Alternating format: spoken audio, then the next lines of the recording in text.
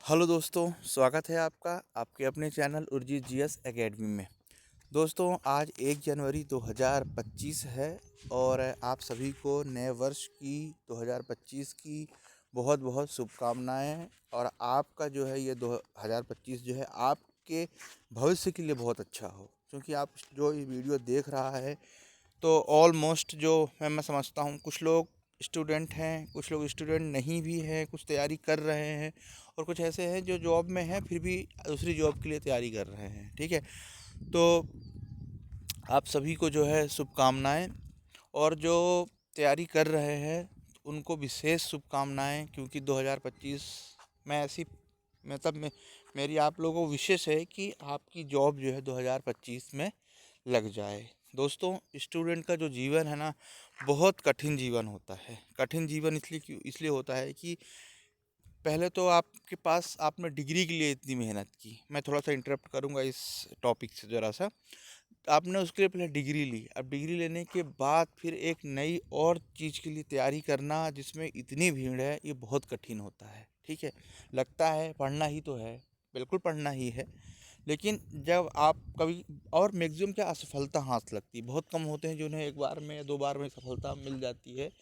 ठीक है, पर जब असफलताएं ज़्यादा हाथ लगने लगती तो आदमी का जो मन है ना, निराश होने लगता है। और निराश होने के साथ मन विचलित बहुत होता है। विचलित कैसे होता है? छोड़ो यार, कहीं दूसरा ये देख लेते हैं, कहीं ये देख लेते हैं। पर छोड़ना नहीं है, कंटिन्यू लगे रहना है। आप डेफिनेटली जो है आप लोग सक्सेस होंगे, बिल्कुल सक्सेस होंगे। ठीक है, मैं भी उसी वर्ग से यहाँ तक निकला हूँ मैं, तो आप लोग भी सक्सेस होंगे। ठीक है, तो आज का जो अपना टॉपिक है वो है काली सिंध चंबल परियोजना। पार्वती काली सिंध चंबल परियोजना, यानी इसमें लिंक करने की परियोजना है। ठीक है, हमने इसके पहले केन बेतवा लिंक परियोजना पढ़ी थी। अब ये एक परियोजना और है जो राजस्थान के साथ काफ़ी दिनों से चल रहा था। ठीक है, अक्सर जो है नदियों का विवाद भी बहुत होता है। नदियों के जल के बंटवारे का विवाद होता है, चाहे तमिलनाडु कर्नाटका के बीच में ले लो, मध्य प्रदेश राजस्थान के बीच में भी है, उत्तर प्रदेश के बीच में है। ठीक है, गुजरात के बीच में भी है जल के बंटवारे का। तो ये जो है ना, बहुत बड़ी समस्या होती है, रहती ही है हर राज्यों के बीच में। तो ये जो है यहाँ से चीज़ें जो अच्छी हुई है कि इनके बीच में एक कोऑर्डिनेशन हुआ है कि भाई जल का बंटवारा किस टाइप होगा, तो उन्होंने इसी के माध्यम से जो है बंटवारा भी हो गया। बंटवारा इन द सेंस कि जो पानी होगा किस तरह से जो है आपस में बांटा जाएगा। तो ये कहा जाए कि हस्ताक्षर हुए हैं मध्य प्रदेश सरकार और राजस्थान सरकार के बीच में। ठीक है, तो आज इन्हीं के बाद ऊपर जो है हम बात करेंगे पार्वती काली सिंध और चंबल परियोजना जिसे कहा गया है। दोस्तों, अगर ये सीधे ना पूछा जाए परियोजनाओं के बारे में तो नदी के बारे में ज़रूर पूछा जाएगा, क्योंकि हाईलाइटेड रहा है 25 दिसंबर, मतलब हाल ही की, मतलब 2024 में हाल ही में, बस इसी महीने की बात है। ठीक है, दिसंबर मंथ की ही, पिछले जो महीना, आज तो 1 तारीख है। तो इसलिए जो है इस दृष्टि से भी इम्पोर्टेंट है, तो इसको विशेष तौर पर ध्यान रखिएगा। ठीक है, मैंने पिछली वीडियो में भी केन बेतवा बता दिया था, कहाँ से निकलती है, कहाँ जाती है, कहाँ समा जाती हैं, ये सारी चीज़ें। तो उसके बारे में भी आपको पता होना चाहिए, तो ही जो है ये चीज़ें अच्छा रहेगा। ठीक है, तो चलिए दोस्तों हम शुरू कर लेते हैं। पार्वती काली सिंध चंबल परियोजना एक अंतर्राज्यीय नदी जोड़ो परियोजना है। अंतर्राज्यीय क्या होता है? अंतर्राज्यीय एक राज्य से दूसरे राज्य, ये होता है अंतर्राज्यीय। ठीक है, तो ये अंतर्राज्यीय परियोजना है।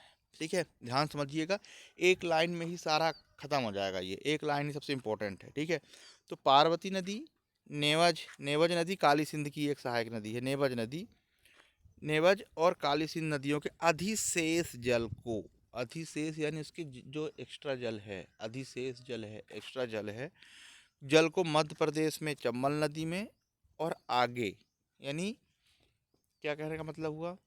कहने का मत बेसिक मतलब हुआ कि जो पार्वती है, नेवज और काली सिंध नदी है, इनका जो ज़्यादा जल है, जो एक्स्ट्रा बह रहा है, फ्लो हो रहा है, बाढ़ जो इसमें ज़्यादा, मतलब बाढ़ का जो एक्स्ट्रा जल है, अधिशेष जल, सीधे समझिए, जल को मध्य प्रदेश की जो नदियाँ चंबल नदी में और आगे राजस्थान में पूर्वी राजस्थान नहर परियोजना जो बन रही है, ERCP जिसे कहा गया है, ईस्टर्न राजस्थान कैनल प्रोजेक्ट तक ले जाने के लिए डिज़ाइन किया गया है।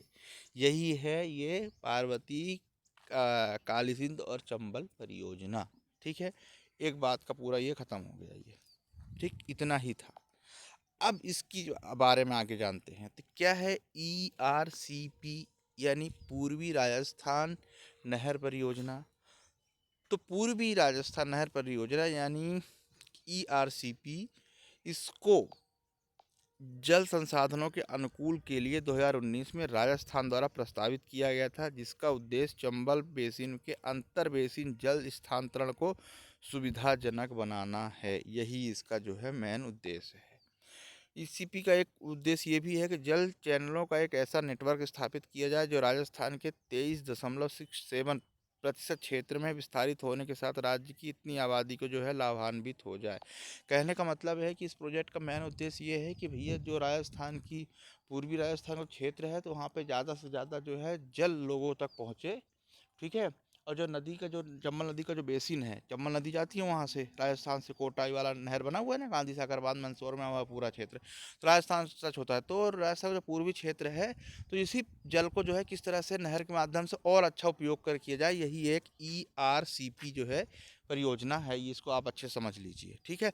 तो जो मैंने बताया था कि पार्वती नीमच और काली सिंध का जो जल है, जो अधिशेष जल है, यहाँ भी देना है और चंबल नदी में भी देना है। यही एक मेन उद्देश्य है, मतलब यही परियोजना है। ठीक है। इस पहल से जो मैं बता रहा हूँ ERCP, अब क्योंकि हम देख रहे हैं इस पहल से अलवर, भरतपुर, सवाई माधोपुर और जयपुर सहित पूर्वी राजस्थान के 13 जिलों को पेयजल और औद्योगिक जल की पूर्ति होगी। ठीक है। मेन उद्देश्य यही है कि जल जो है पूर्वी क्षेत्र राजस्थान में जो है जल देना। इस परियोजना में जो है राजस्थान और मध्य प्रदेश के जल बंटवारे, लागत वितरण और जल विनिमय संशोधित करना है। ठीक है। दो राज्यों को अंतर्राज्यीय परियोजना थी, जैसे मैंने बताया था आपको, और यही उद्देश्य था, जल बंटवारा करना है। और ये एक मीडियम बना। ठीक है। के PKC से मतलब क्या होगा? P से होगा पार्वती, K से होगा काली सिंध और C से होगा चंबल। परियोजना से अब मध्य प्रदेश को क्या फ़ायदा होगा? तो MP में चंबल से लेकर मालवा तक के 3150 गाँव की 6,13,000 हेक्टेयर क्षेत्र सिंचित होगी। ये ध्यान रखिएगा, इम्पोर्टेंट है। यानी चंबल से लेकर मालवा वाला पूरा क्षेत्र जो है, जिसमें 3150 गाँव की जो आबादी लगभग 6 लाख इतनी है, इसको सिंचाई के लिए जो है मतलब पानी मिलेगा। MP के 11 ज़िले, ठीक है, कहीं 11 मिल रहा है, कहीं 12 मिल रहा है, कहीं आपको 13 ज़िले भी मिलेंगे। ठीक है। तो मैं यहाँ आपको 11, मैंने 2-3 जगह देखा, लेकिन ऑथेंटिक जो है मुझे 11 ही लगा।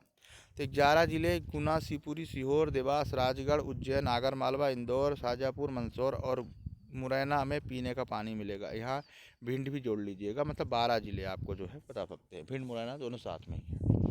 ठीक है। तो इन्हें क्या मिलेगा? तो कहने का मतलब जो है चंबल नदी जहाँ जहाँ से जा रही जिस क्षेत्र में, यानी वही ज़िले इसमें शामिल हो रहे हैं ना। तो ये थोड़ा सा लॉजिक लगा के अगर आप समझेंगे इसको, तो आसानी समझ में चीज़ आ जाएगी। ज़्यादा उसमें बहुत ज़्यादा ज़िले याद करेंगे तो परेशान होंगे। तो इसको लॉजिक, जैसे मैंने आपको उसमें बताया था केन बेतवा लिंक परियोजना में कौन कौन से ज़िले थे, तो वही वाले ज़िले थे पूरे, है ना, जहाँ केन बेतवा नदी बहती थी। सेम यहाँ पर यही देखो, यहाँ पे चंबल नदी कहाँ से निकल रही है, तो ये वाला जो क्षेत्र कवर हो रहा है। ठीक है।